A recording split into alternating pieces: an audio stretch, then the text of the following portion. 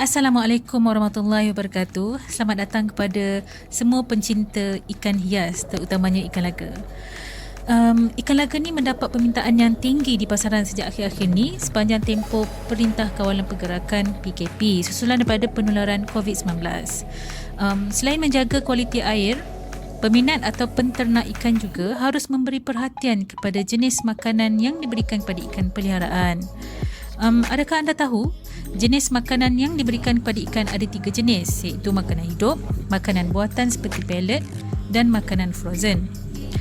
Video kali ini saya nak berkongsi kepada anda ringkasan bacaan saya tentang jenis-jenis makanan hidup dan manfaatnya kepada ikan hias kita. Antara kelebihan makanan hidup ni, boleh kurangkan risiko tahap kematian yang tinggi di peringkat anak ikan yang baru menetas, meningkatkan kesuburan telur betina, atau orang selalu cakap nak pam telur betina supaya banyak. Kemudian mengandungi protein yang tinggi, maka ikan boleh cepat besar, mudah dicerna, boleh menaikkan kualiti warna ikan, memiliki ukuran yang sesuai dengan bukaan mulut ikan. So diorang ni pun very attractive kerana selalu bergerak-gerak dan warna yang terang, boleh menarik perhatian untuk makan. Dan last but not least, boleh jadi makanan emergency sebelum travel beberapa hari. So kita pergi kepada jenis-jenis makanan hidup tu. Yang pertama, Infusoria. Ia merupakan sejenis zooplankton yang berasal dari kelas protozoa, tapi ia boleh dilihat dengan mata kasar. Ia hidup di dalam air tawar dan air yang mengandungi bahan organik seperti air dari kolam ikan. Oleh kerana ia memiliki ukuran antara 25 sehingga 300 mikron, cukup halus, maka ia sesuai menjadi makanan pertama anak ikan yang baru menetas kerana saiz Infusoria lebih kecil daripada bukaan mulut mereka. Yang kedua, Tubifax, aka cacing sutera atau cacing rambut. Ia memiliki warna kemerahan dengan ukuran diameter tubuh yang sangat halus seperti benang atau rambut dan panjangnya antara 1 sehingga 2 cm. Ia bersifat hermaprodit, iaitu pada satu organisma memiliki 2 alat kelamin. Cacing sutera ini banyak terdapat di mendapan lumpur dan dia memiliki kandungan protein 57% dan lemak 13%. Yang ketiga, kutu air. Kutu air merupakan zooplankton yang hidup dalam air tawar seperti kolam, sawah, parit ataupun takungan air.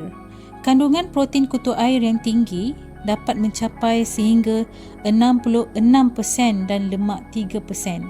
Kutu air ni ada 2 jenis, iaitu kutu air biasa atau moina dan kutu air raksasa, iaitu atau Daphnia magna, yang orang panggil selalu DM, Daphnia magna. Saiz kutu air moina sekitar 0.9 sehingga 1.8 mm dan jauh lebih kecil berbanding Daphnia magna yang berukuran antara 1 sehingga 5 mm atau boleh mencapai ukuran sebesar biji kacang hijau. 4. Artemia salina atau brine shrimp atau juga dipanggil sea monkey. Menariknya hidupan air yang satu ini, ia hidup dalam air masin tapi boleh menjadi sumber makanan ikan hias air tawar macam ikan kita, ikan laga kan. Ia memiliki kandungan protein antara 50 hingga 60%. Dan anda jangan tertipu dengan gelaran yang diberikan kepadanya sebagai sea monkey kerana Artemia salina ini bukan hidup di dalam laut dan ia tidak menyerupai monyet pun. Gelaran sea monkey ini diperkenalkan oleh Harold von Braunhut di Amerika Syarikat pada tahun 1957 sebagai nama komersial untuk menjual Artemia ini sebagai haiwan peliharaan akuarium yang baru ketika itu. Artemia ini sebenarnya berasal dari tasik yang masin airnya, bukan daripada laut ya, di wilayah Mediterranean di Eropah Selatan, Anatolia dan Afrika Utara.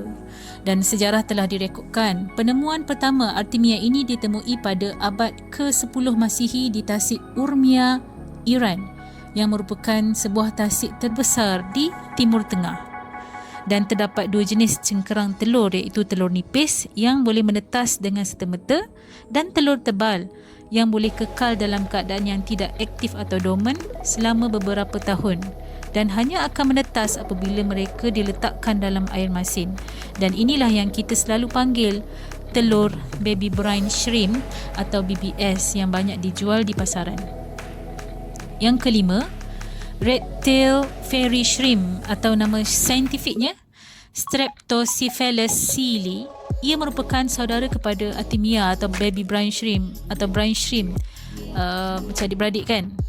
Tapi bezanya adalah makhluk air ini dia lebih besar saiznya daripada Artemia salina dan hidup di dalam air tawar dan memiliki ekor berwarna merah yang bercabang. Ia telah ditemui di Amerika Tengah dan Amerika Utara. So ada bahagian badan mereka ni boleh berubah menjadi warna merah, hijau, putih dan biru bergantung kepada jumlah cahaya matahari dan makanan yang diberikan. Ada juga yang memanggil haiwan ini sebagai sea monkey air tawar dan ia boleh hidup dalam tempoh masa lebih kurang 8 minggu dan boleh mencapai saiz yang besar sehingga 0.5 inci. Besar kan? Yang keenam, jentik nyamuk atau lava nyamuk. Ia sangat digemari oleh ikan hias kerana dia sangat aktif bergerak kan. Jadi dia jadi sangat atraktif kepada ikan untuk ikan makan. Seperti makanan hidup yang lain, jentik nyamuk juga dapat memperbaiki warna, kesihatan dan kesuburan ikan hias. Tapi berhati-hati semua, jentik nyamuk ni hanya sesuai untuk ikan dewasa kerana saiznya yang agak besar dan tidak sesuai untuk ikan yang baru lahir kerana dikhawatiri boleh menggigit ikan tadi. Ada kes Okey, yang ketujuh, cacing darah atau bloodworm. Subhanallah, siapa sangka sebenarnya cacing darah ni merupakan larva ataupun jentik nyamuk, iaitu nyamuk daripada jenis Chironomus yang merupakan sejenis nyamuk yang hanya menghisap nektar bunga atau tanaman dan dia tidak menggigit. Tidak seperti nyamuk lain, larva Chironomus ini hidup di dasar permukaan air dan membuat suatu tempat berbentuk tabung yang biasa ditemukan di dasar kolam untuk duduk dalam tu. Kalau perasan, kita pergi ke kolam rumah kita ke, ada macam sarang warna hitam dekat dasar. Itulah sebenarnya tempat tinggal larva ni ataupun bloodworm ni. Ia berukuran antara 1 sehingga 100 mm dan akan hidup antara 1 sehingga 2 minggu je. Kandungan protein bloodworm yang tinggi sehingga mencapai 60% dan lemak 10% inilah yang membantu kecepatan pertumbuhan ikan. Selain itu, ia juga mengandungi pigmen keratin yang boleh mencerahkan warna pada ikan. Yang ke-8, Wolffia. Wolffia ni merupakan sejenis tumbuhan akuatik terkecil di dunia dengan ukuran berdiameter 1 mm. Didapati bahawa Wolffia ini mengandungi protein mencapai antara 30 sehingga 40%, karbohidrat dalam 32%, air 12% dan lemak 5%. Wolffia ni paling sesuai menjadi makanan emergency ikan anda jika terpaksa travel dan tiada orang yang boleh tolong bagi makan ikan. Selain Wolffia, kutu air ataupun makanan ikan hidup yang lain lah. So menurut penonton semua, setuju tak kalau saya masukkan Wolffia ni dalam list makanan hidup ni? Jika setuju, kenapa? Jika tak setuju, kenapa? So boleh tulis pandangan anda semua di ruangan komen di bawah. So sebenarnya ada lagi makanan hidup lain yang saya buat masa sekarang saya tidak tak bagi kepada ikan saya. Contohnya seperti